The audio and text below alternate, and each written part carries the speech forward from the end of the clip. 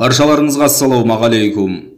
Ақорда Путиннің емес, өз рейтингін ойлағаны жөн.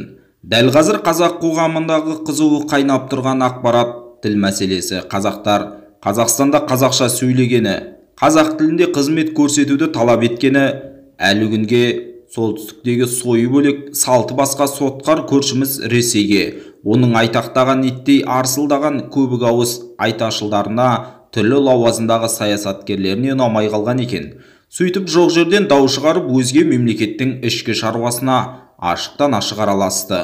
Ойы бұзық одақтасымыз Қазақстанда ұлтшылдық белең алып барат, орыстарға қысым жасап жатыр деп қайта ойбайға басты. Салағұлаш сайттарды айтпағанда федералдық телеарналар прайм таймнан уақыт бөліп, Кремль ауласындағы бірлі жарым білгішті сөйлетті. Ұлы державалық шовинизмнің айықпас дертіне шалдыққан олардікі не әдеттегідей көгеріп сазарып сөйледі. Оны естіген Ақорда ылдам-жылдам ақталудың әлегіне түсті. Президент әкімшілігінің өкілі Дәурен Абаевтың тұрпайы ұлтшылдық немесе үңгірдегі ұлтшылдық туралы айтқан екі ауыз сөзі орыс ақпараты үшін іздегенге сұрағанның нақ өзі болды. Сөйтіп, бұл мәселеге қазақ қоғамының қызу талқысына түсті. Жоғардағы орыс ақпаратының Қазақстандағы орыс тілділердің мүддесі деген ескі тақырыпты қайта қозғауы Путиннің өз еліне сүйеудей сүйкімі қалмай бара жатқандығы бір айласы дегенді біз емес, Ресей ақпараты жазып жатыр. Ал әлгіндегі шудан кейін Қуат Ахметов бастаған жігіттердің үстінен әлдекімдер орыстар мен орыс тілділер домалақ арыз жазып та үлгеріпті. Таққан айыптары 174-ші бап, ұлтаралық араздықты қоздыру. Айналайын Ақорда, есіңді жи. Қазақстанда қазақ тілінде қызмет көрсетуді сұрау, талап қылу қылмыс емес. Путиннің рейтингі үшін Қазақстандағы қазақ тілділердің құқығы құрбандыққа шалынбауы тиіс.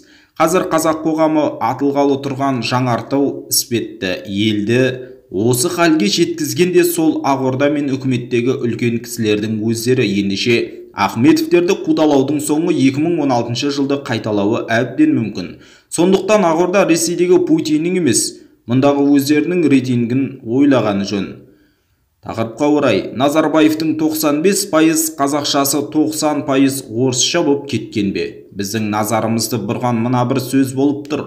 Біздің елімізде халықтың 90%-ы орыс тілін біледі. Менің ойымша, бұл әлемдегі ең жоғарғы көрсеткіштердің бірі. Мүмкін Ресей және Беларусьтан кейінгі көрсеткіш шығар бұл, деді Абаев мырза. Қайсы бір жылы экс-президент Назарбаев үкіметке тапсырма беріп, саяси бағдарлама қабылдаған еді. Ол бойынша 2025 жылға қарай Қазақстан халқының 95%-ы қазақ тілін еркін меңгерген болуы тиістін. Егер әрбір қазақ ана тілінде сөйлеуге ұмтылса, тіліміз әлдеқашан ата заңымыздағы мәртебесіне лайық орнын иеленер еді дегенді. Қазақ тілі жаппай қолданыс тіліне айналып, шын мәніндегі мемлекеттік тіл мәртебесіне көтерілгенде біз елімізде қазақ мемлекеті деп айтатындай дәрежеге жетеміз. Қазақ тілі Қазақстан Республикасының мемлекеттік тілі, оған көңіл де қаржы да солай бөлінеді. Ана тілін білмеу қазақ азаматы үшін ұят саналуға тиіс. Мемлекеттік тілге құрметпен қарамау оның қызмет бабында өсуіне де әсер ететін болу керек дегенді Нұрсұлтан Назарбаев айтқан. Назарбаев қойған меже 2025 жыл еді. Биыл 2021 жыл. Біз әлі күнге халықтың 90%-ы орыс тілін біледі деген жылтыр жалтақ сөзді ақталудың аргументі етіп жүрміз, дейді қоғам белсендісі Нұргелді Әбдіғани өзінің әлеуметтік желідегі Facebook парақшасында.